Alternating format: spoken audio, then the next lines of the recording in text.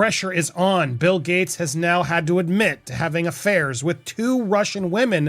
He built one of the greatest fortunes in human history. He stood on stages preaching about saving the world.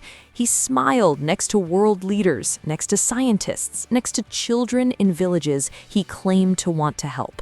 But behind all of that, there was a whole other life happening. And now it's coming out. Welcome to the E-Files. And before this video is over, you're going to understand why Bill Gates is more nervous right now than he has ever been in his life. Let's set the scene. Picture a room full of Gates Foundation employees, people who dedicated their careers to this man's mission, people who believed in him. And Bill Gates stands up in front of all of them at a scheduled town hall and admits that he had affairs with not 1 but 2 Russian women while married to Melinda in front of his own staff. Now, think about what it takes to get a man like Bill Gates to say that out loud to his own people in a recorded meeting. That's not a confession born from guilt. That's a confession born from pressure. Something forced his hand. And that something is the files. Here's where it starts to get dark. There's an email found in a draft folder, never officially sent, which somehow makes it worse because draft folders, those are where people keep the things they mean but aren't ready to say yet. This one appears to have been written by Jeffrey Epstein, directed at Bill Gates. And the tone of it, manipulative, calculated, suffocating, reads exactly like the kind of psychological warfare Epstein was known for. He opens by playing victim. How could you do this to me after everything? 6 years of friendship and you're just throwing it away? Classic Epstein, classic manipulation.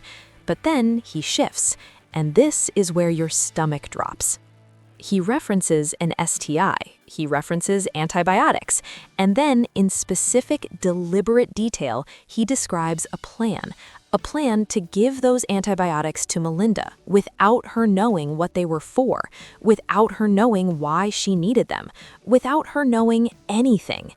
Read that again slowly, because that's not a vague accusation. That's not gossip. That's a written description of a man allegedly deceiving his wife at a medical level to cover up what he'd done.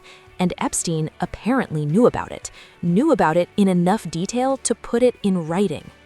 Gates's team came out immediately and called it fabricated, said it was Epstein trying to entrap him. And look, Epstein absolutely did that to people. Blackmail was basically his business model. But here's the part that makes people pause. Why those details? If you're going to invent a lie to blackmail someone, why make it so specific? Why name the antibiotics? Why describe the method? Vague threats are easier to dismiss. Specific ones have a way of sticking. And this one stuck. Now, let's talk about Melinda, because she handled this CBS interview like a woman who has been holding her breath for years and finally decided to just exhale. She didn't scream, she didn't break down, she sat there, composed, almost eerily calm, and she detonated everything with her silence. Reporter asks about the affairs. Melinda doesn't flinch. She says, and I want you to really hear this, those are questions Bill needs to answer. Not, it's complicated, not, we've moved past it, not a single word of defense for him. Just, that's his mess, he can own it. From a woman who said she tried to forgive him, who believed they'd worked through it, who then realized they hadn't even scratched the surface of what there was to work through. But here's the moment that honestly gave me chills. She talked about meeting Jeffrey Epstein. She met him exactly once. She said she walked through that door and felt it immediately. Not discomfort, not unease, evil. Her word. She said he was evil personified, said she had nightmares afterward, said her heart broke for the young women involved because as an older, powerful woman, she felt that way after one meeting. Imagine being young. Imagine being powerless. And then she told Bill, made it clear, this man is not someone you associate with. and some people speculate Bill nodded, agreed, and then apparently messaged Epstein anyway, reportedly even said, and this detail is wild, he wanted to meet but his wife wouldn't let him. His wife.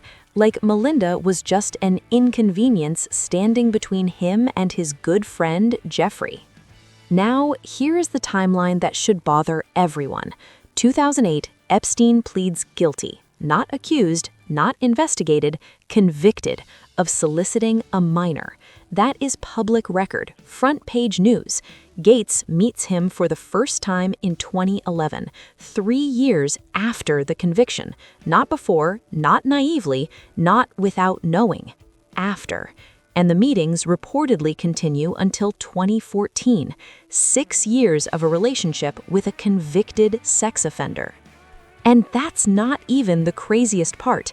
In 2019, Gates sits down with reporters and says with a straight face that there was no real friendship there, no meaningful relationship, just a few meetings, nothing significant. Then 2021 rolls around and suddenly it's a huge mistake. Same man, same facts, completely different story. 2 years later. What changed between 2019 and 2021? What new information came out? What pressure mounted? Because that kind of reversal doesn't come from self-reflection. That comes from knowing something is about to surface. Now, and this matters legally, infidelity is not a crime. Affairs between consenting adults, however messy, however painful, not criminal. And Gates knows that. He's smart enough to know exactly which line to stand behind. Admit what can't be denied, deny what can't yet be proven. Walk that line carefully. But here's the question that won't go away. If someone allegedly went to the lengths of sourcing medicine, secretly, to treat a spouse for something she didn't even know she had, without a single honest conversation, what else were they willing to do to protect their secrets? Where is the floor? What is the limit? Because the antibiotic story, if true, isn't just about an affair. It's about a pattern of control, of concealment, of prioritizing reputation over everything, even the health of the person sleeping next to you.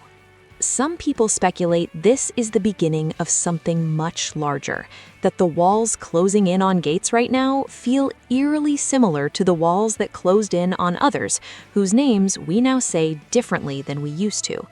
We don't have all the answers yet, nobody does, but here's what we do know. The files are real, the admissions are real, and the pressure is just getting started. Stay locked in, because this story is far from over.